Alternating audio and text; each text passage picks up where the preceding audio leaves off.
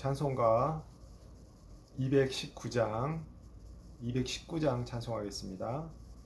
주 하나님의 사랑은 주 하나님의 사랑은 한없이 넓으사 온 세상 모든 백성을 그 자녀 삼았네. 각 나라 말과 역사가 다 다르더라도 온 세상 사람 믿으니 한 형제 자매라. 큰 은혜로서 고르게 복 내려주시고 다 같은 주의 계시를 늘 보여주시네.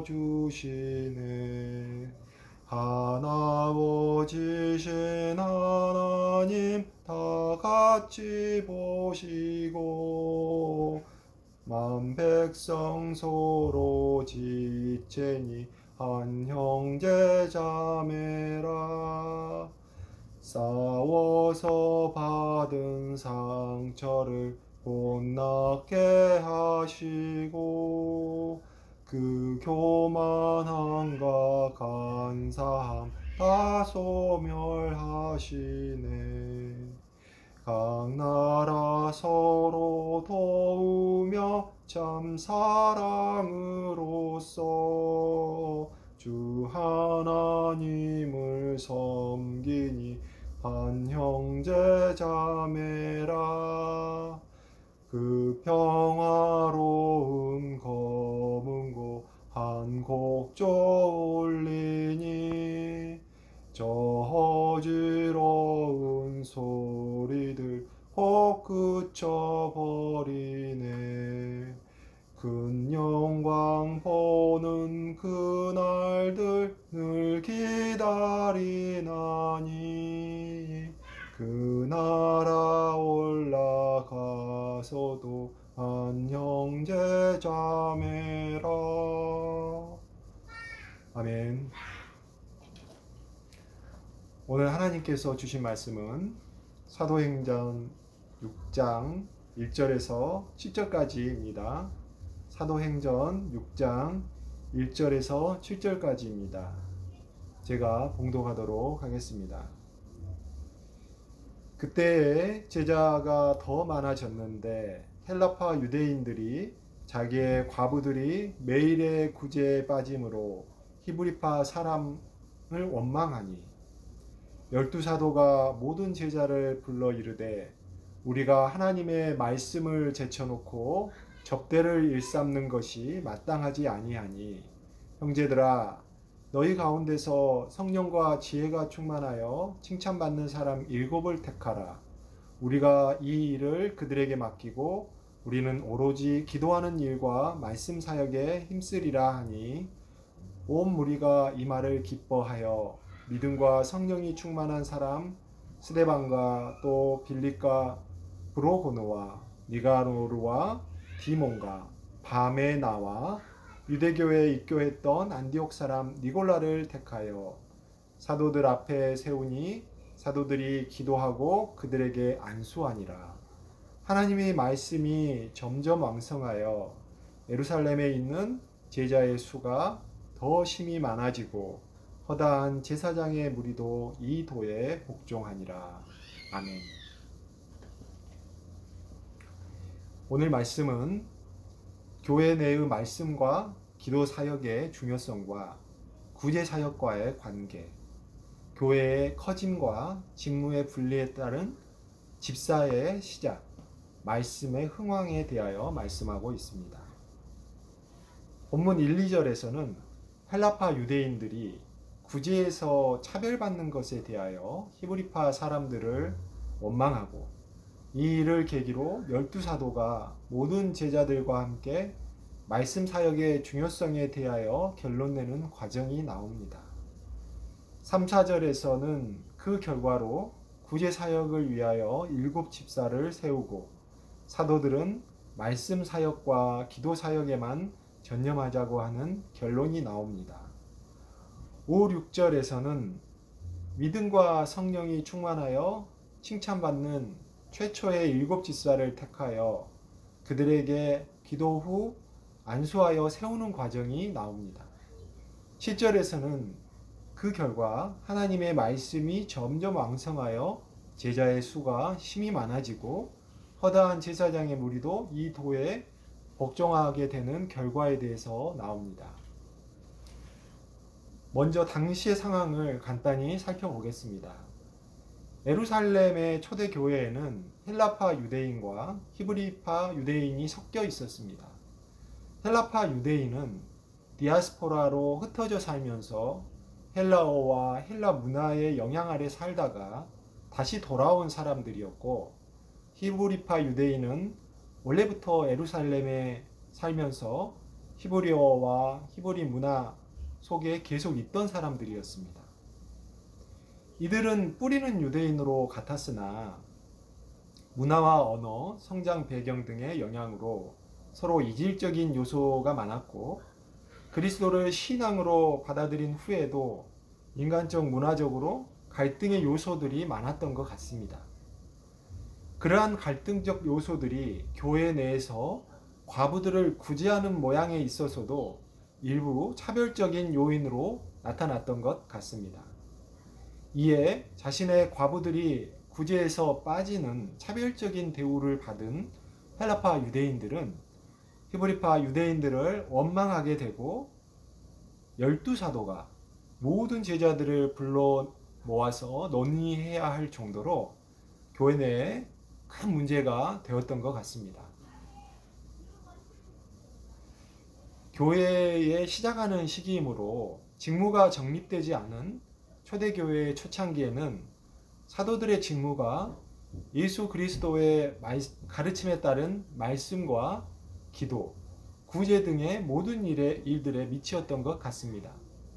사도들은 과부의 구제에 발생한 차별과 대립의 문제를 계기로 교회에 과중한 직무를 분화하여 새로운 사역자를 세우게 됩니다.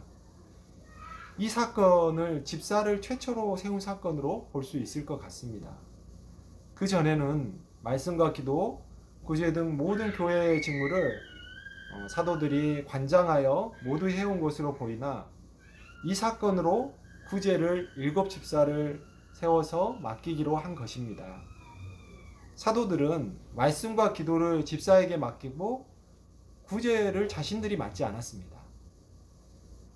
구제를 집사들에게 맡기고 말씀과 기도를 자신들이 담당하게 됩니다. 이는 말씀과 기도가 그만큼 그리스도를 믿는 신앙에서 가장 중요한 것임을 인식하고 공표한 것이라고 평가받을 수가 있겠습니다. 디모데전서 4장 4절에서 5절 말씀입니다. 하나님께서 지으신 모든 것이 선함에 감사함으로 받으면 버릴 것이 없나니 하나님의 말씀과 기도로 거룩하여 짐이라. 아멘. 이 말씀은 성경 전체의 중심 주제이고 중심 말씀이라고 할 수 있는 말씀이라 할 수가 있습니다. 하나님의 저희들에게 대한 부르심과 택하심은 무엇입니까? 에베소서 1장 4절입니다. 곧 창세전에 그리스도 안에서 우리를 택하사 우리로 사랑 안에서 그 앞에 거룩하고 흠이 없게 하시려고. 아멘. 또 레위기 19장 2절입니다. 너는 이스라엘 자손의 온 회중에게 말하여 이르라. 너희는 거룩하라. 이는 나 여호와 너희 하나님이 거룩함이니라. 아멘.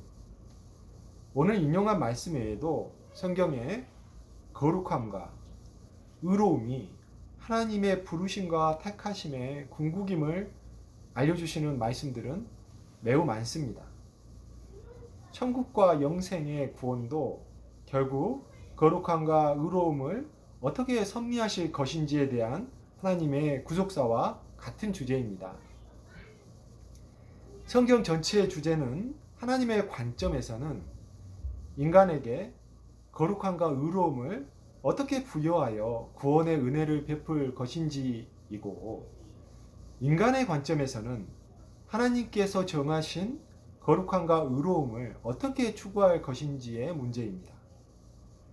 이는 저희의 능력으로는 되지가 않고 오직 하나님께서 선물로 주신 예수 그리스도의 십자가 대속과 죽음, 그리고 부활을 믿는 진정한 믿음으로 예수 그리스도와 연합한 자가 되어짐으로써 가능한 것입니다.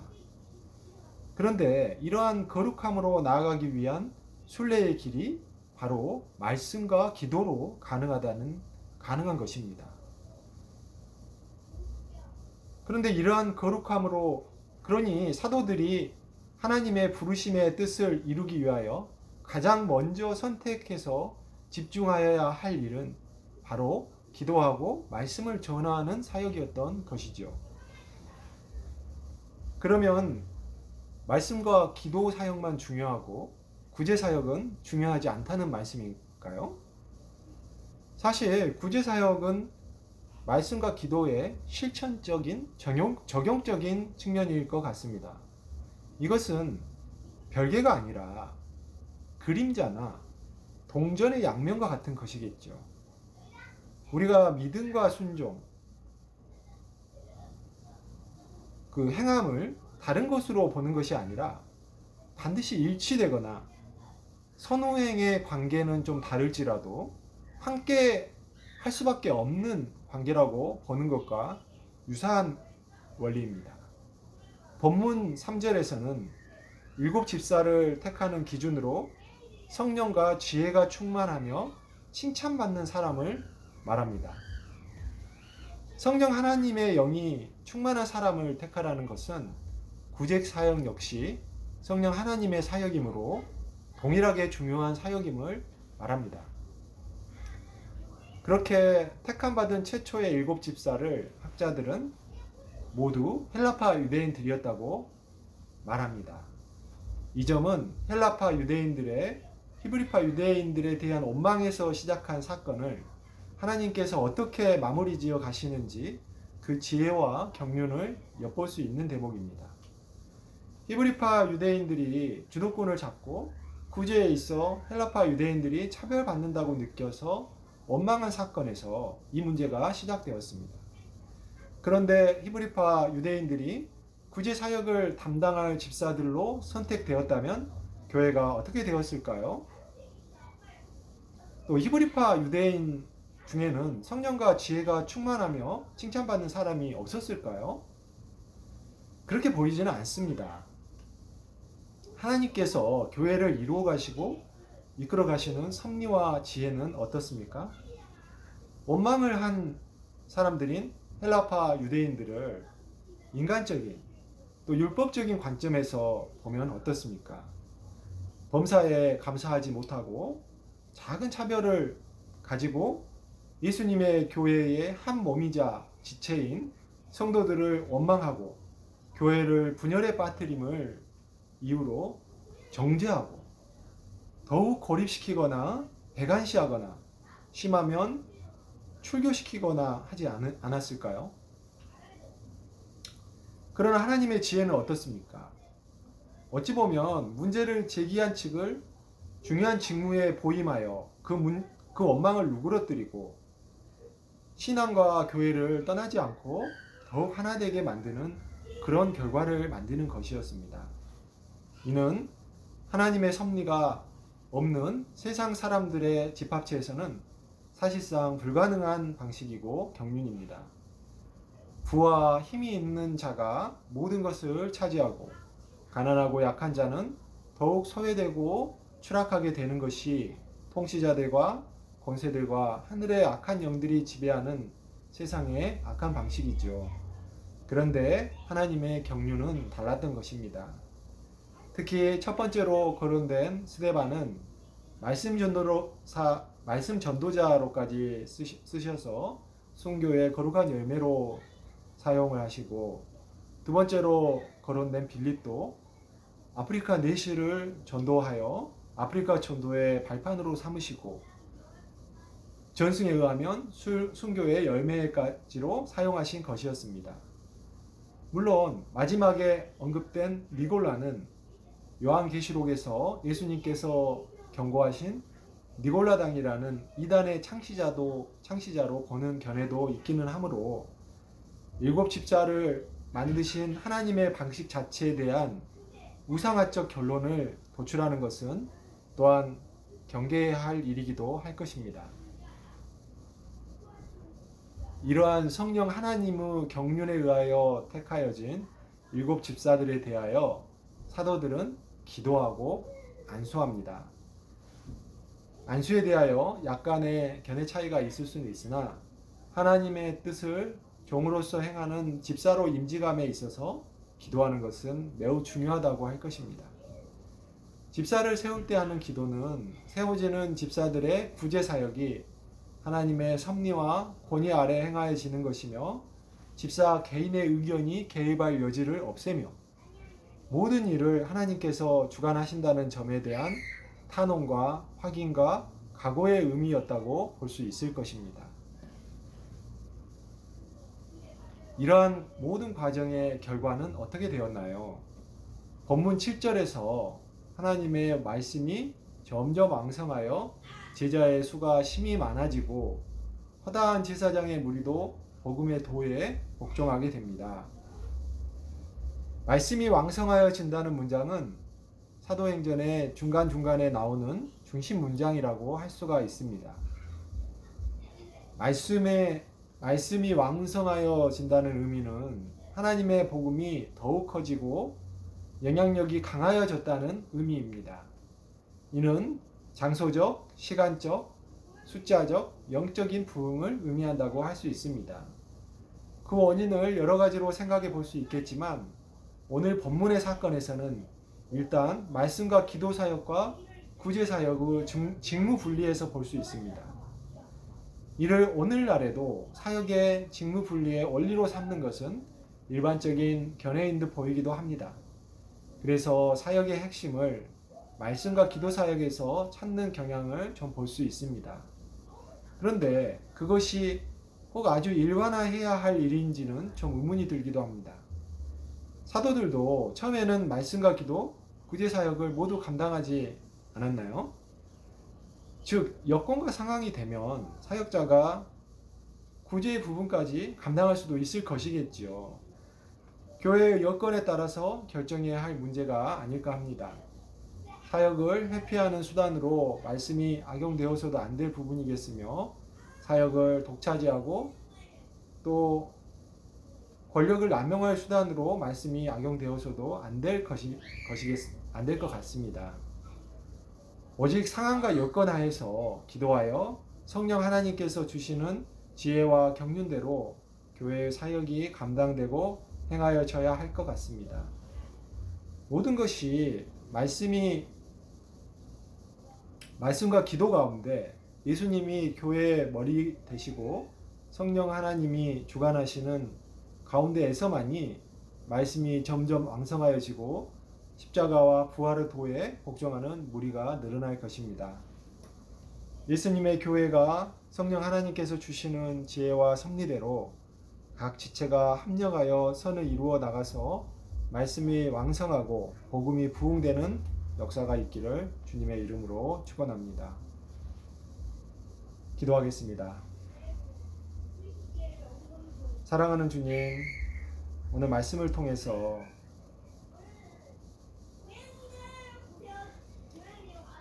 초대교회의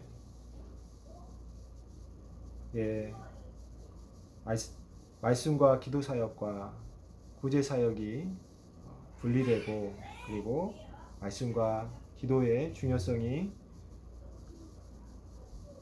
사도들에 의해서 정립되고 그리고 하나님께서 그 말씀과 기도를 통해서 저희들을 거룩하게 하여 가신다는 그 원리를 저희들에게 깨닫게 해주셔서 감사합니다.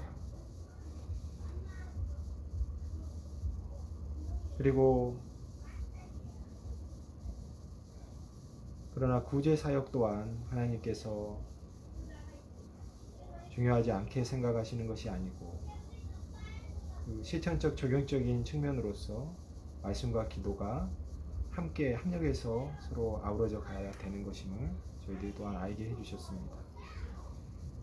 하나님 아버지, 저희들은 말씀과 기도를 통해서 하나님이 주신 거룩함을 추구하며 살아가는 존재들이지만, 그러나 이 또한 저희들의 힘이 아니라 오직 하나님께서 주신 말씀을 통해서만 가능하고, 기도함으로써만 하나님을 통해서 하나님이 주신 감동과 능력을 통해서 저희들의 거룩함을 추구하는 삶이 능력 있게 역사하는 것임을 저희들이 잘 깨닫게 하여 주시옵소서. 하나님 아버지, 오직 주님의 말씀이 흥왕하여지고 왕성하여 져야 되겠습니다. 하나님께서는 말씀이시므로 그 말씀이 왕성하여진다는 것은 하나님께서, 하나님과 하나님의 나라가 이 세상에 왕성하게 퍼져서, 그리고 세상에 악한 권세를 물리치고 그 가운데서 더욱 역사하여 가시는 것임을 저희들이 알고, 그러한 하나님의 통치 원리에 저희들이 조금이라도 쓰임 받을 수 있도록 저희들의 영을 붙잡아 주시옵소서.